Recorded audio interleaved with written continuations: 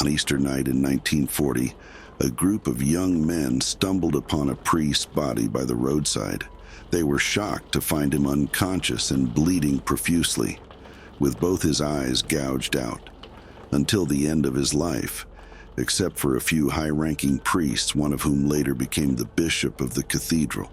No one knew that on that night Father Brian had gouged out his own eyes to escape the torment of what he called the devil, which he himself had brought into existence, Abigail. For the teenagers and young people who dedicated themselves to the church in those years, Father Brian was a great figure, whose only difference from saints was the absence of miracles. But the blind priest they now saw before them showed no signs of what they had heard.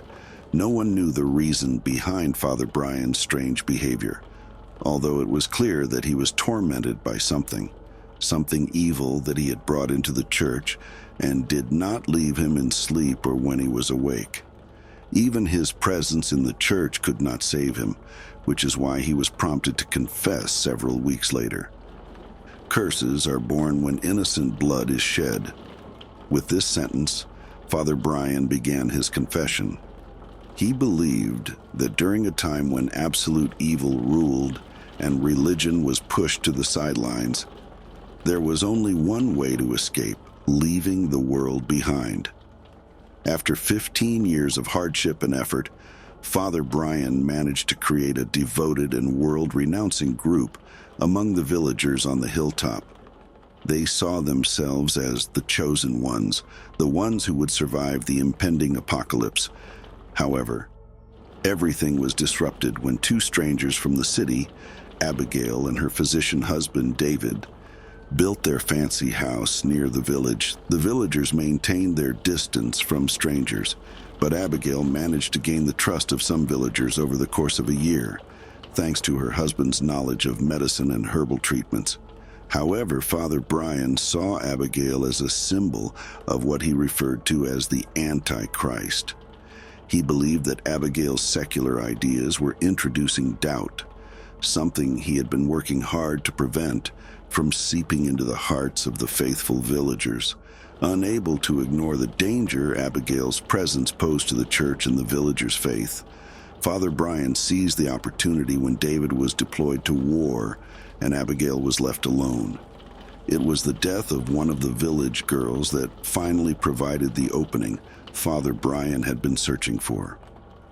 On the fateful night, Abigail gathered with 5 village girls who were captivated by her lifestyle and personality. They went to her house under various pretexts, all eager to witness Abigail's attempt to summon her mother's spirit. Little did Abigail know that her childhood hobby would become her downfall just a few days later, following the accidental death of one of the girls. Father Brian, who had previously accused Abigail of heresy, took advantage of the situation. With the testimonies of 4 young girls, he attributed the girls' death to Abigail's supposed satanic rituals. The enraged villagers, now convinced that Abigail's house was possessed, launched a nighttime attack on her home. Abigail was thrown down the basement stairs and dragged through the basement, where she was chained to the wall. In the midst of this chaos, no one paid attention to her swollen belly. Abigail was imprisoned in her basement for several days, awaiting a confession about her alleged sins and the cause of the girl's death. During this time, only Father Brian knew that Abigail was innocent, but the fire he had ignited was now beyond his control. 4 days later, when Father Brian and the village elders returned to Abigail's house to get a confession, as they had done before, they discovered a gruesome sight. Abigail had died while attempting to climb the stairs, her face contorted with pain and horror, fixed on the door. Surrounding her were dried pools of blood, and the premature fetus, still connected to its mother by the umbilical cord, was visible. Abigail's body, along with her child's, was buried outside the village beneath an old tree, as if they were infidels rather than in the cemetery. As Father Brian sought forgiveness for her above the grave, He could only think of one thing, a sentence that Abigail had written before her death, using the blood she had lost after the miscarriage. "I do not forgive." Its meaning became evident to Father Brian all too soon. 3 days after Abigail's death, an unsettling incident occurred that marked the beginning of a terrifying ordeal for the village. Father Brian was conducting a baptism ceremony for a newborn when he noticed a stranger standing at the church door staring at him. The woman's position and intense gaze caught Father Brian's attention. Despite the eerie presence created by the light behind her, it was clear that she was a woman with a peculiar stance. After the ceremony concluded, the unknown woman had vanished without a trace. However, that night would be etched in the villagers' memories as the start of a horrifying series of events. The piercing screams of a woman mourning the loss of her child echoed through the village, drawing the villagers towards a house. What they witnessed was truly shocking. The mother of the newborn, whom Father Brian had baptized, held the fragile legs of her baby while ruthlessly bashing its head against the wall. She repeatedly uttered a bone-chilling phrase, "This is not my child." Father Brian hurried to the scene, and the distraught mother, in a state of shock, revealed that a woman had appeared by the cradle and abducted her child. The lifeless body of the infant lay sorrowfully in the arms of its grieving father.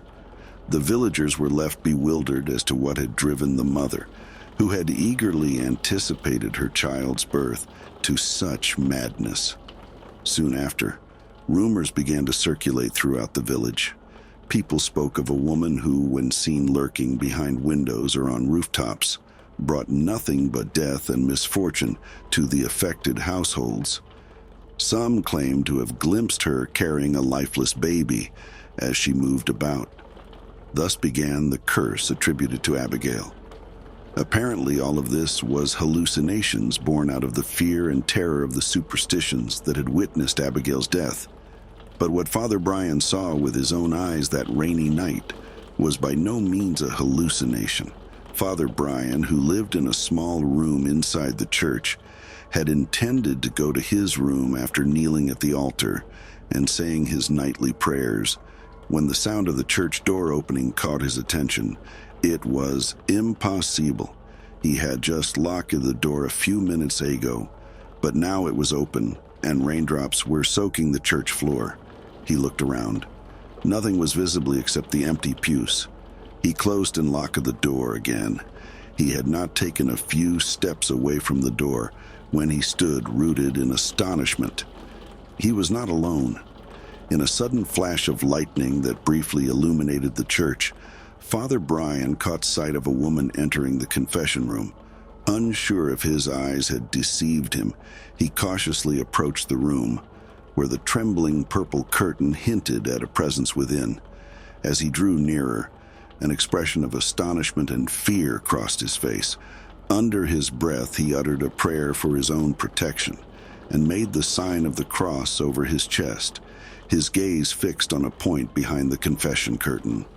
There, he could see the bare feet of a woman standing before him.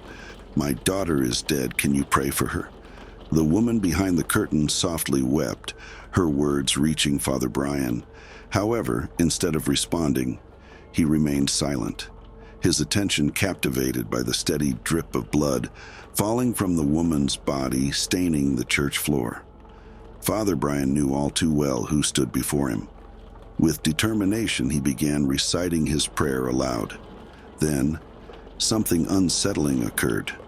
The woman's hushed weeping transformed into a faint, taunting laughter as she started to advance towards Father Brian. Father Brian, still reciting the prayer and stepping back, stood transfixed by the curtain that was moving closer and closer, revealing Abigail's body. As the curtain was pulled aside, Father Brian collapsed in shock on the ground. Abigail was holding her dead fetus in her arms and was slowly walking towards Father Brian, while her head was completely turned backward. The cross around his neck had cut Father Brian's hand due to the pressure. The incomprehensible phrase that Abigail was murmuring repeatedly with her pale cheeks was the last thing that remained in Father Brian's memory that night. I won't forgive. Father Brian's confession ended here. He never spoke of what he saw again, as the memory of it terrified him. The church's reaction to Father Brian's confession was as expected. Abigail's exoneration from the accusation that caused her death brought nothing but great shame to the church and one of its best priests. Of course, the church had a more important reason to cover up Abigail's story.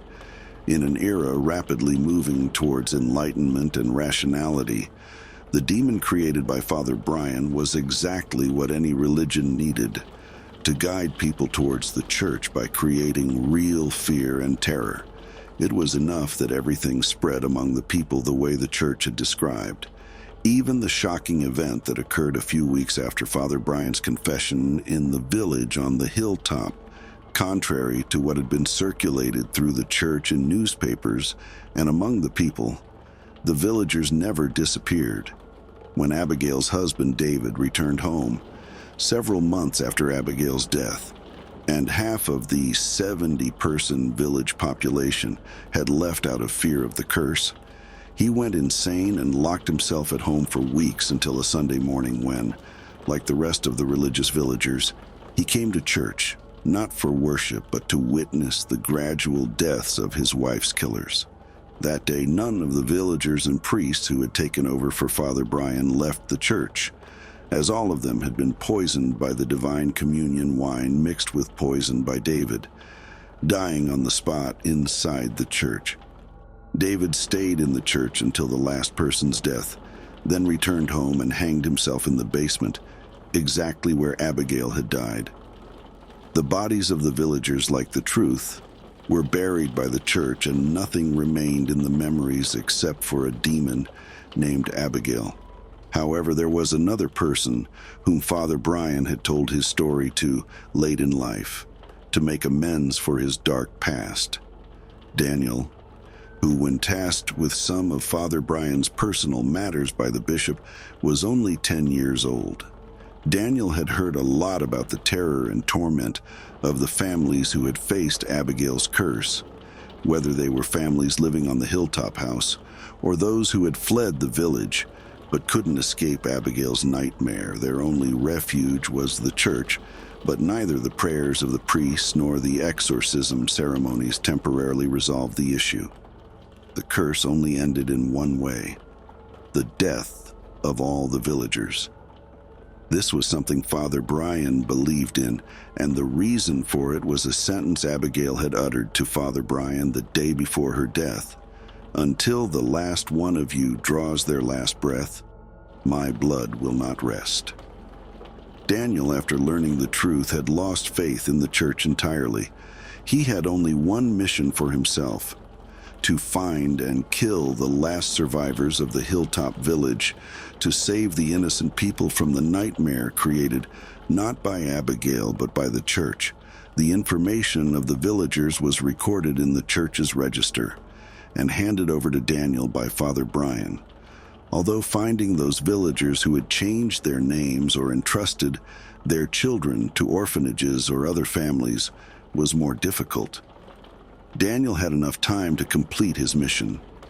Peterson now understood why the pictures and names on the wall formed a family tree. Among them, some names caught his eye. 3 of them were the ones his assistant Martha had told him about regarding their mysterious case, and 2 he had seen before in the group photo of the gathering he had been sent. One was May, Lisa's partner, and the other was a stranger whom he had never found any trace of, and finally, Dr. Jones. With the death of all of them, only one person was left for the curse to end with his death, the only picture on the wall that hadn't had a cross mark drawn on it yet, and Peterson was staring at his picture, and the name written next to it: John Peterson. Peterson had grown up in an orphanage, and despite his efforts, he had never succeeded in finding his real parents. But now, for the first and last time, he looked at the picture of his real parents with crosses drawn on both of their faces, knowing why they had abandoned him, Daniel noticed his gaze and looked at him with coldness, regardless of any justification. For Peterson, Daniel was a murderer who needed to be brought to justice. In response, Daniel said only one sentence: "The Lord is my judge." That was the meaning of Daniel's name. Suddenly, a terrifying and strange scream echoing through the house made Peterson point his gun at Daniel. While keeping his eyes on him, he calmly walked towards the room where the sound had come from. What he saw was unbelievable. It was Elias tied to the bed like he was possessed, screaming and struggling violently to free himself, but he was not alone. Sam, standing anxiously beside the bed, tried to calm him down, but with no success. Daniel had found the two of them in the forest surrounding the hilltop house and brought them to his house, where they seemed bewildered and insane. Contrary to what Peterson had heard on the tape, those who entered the hilltop house never recovered. Their nightmares didn't end with the arrival of new people in the house. Instead, they were possessed without knowing it. Daniel told him this as he approached Peterson despite his warnings. Peterson removed the safety of his gun to shoot, but Daniel calmly passed by him and stood over Elias. He placed his hand on Elias's forehead and began to recite a prayer. It wasn't long before Elias calmed down, but only temporarily. Daniel, Sam, and Elias had a common goal: to end the curse, which could only be done with Peterson's death. But Peterson now knew that the recorded tape and the disappearance of Sam and Elias were not just a plan to trap him. Facing the curse was something Daniel was doing with all his victims, to let them know that their deaths were not in vain. They were becoming victims of their ancestors' sins so that the innocents could be saved. So there was no need for a struggle. Peterson had seen everything Daniel had said with his own eyes, and now the possessed Elias, who bore no resemblance to a human, was standing in his way. This was the fate that would soon befall Sam, Annalisa, and all those who thought they had been freed from the curse.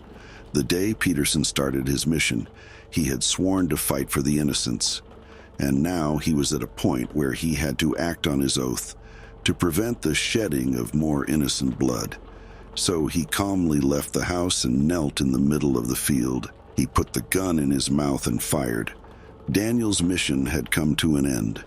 3 days after Peterson's death, Daniel turned himself into the police and confessed everything about the crime Father Brian had committed and what the church had covered up, as well as the murders he himself had committed, including the murders of Catherine and Dr. Jones, except for one: the murder of person whose body had been found in the basement of the hilltop house and whose identity had now been revealed as May.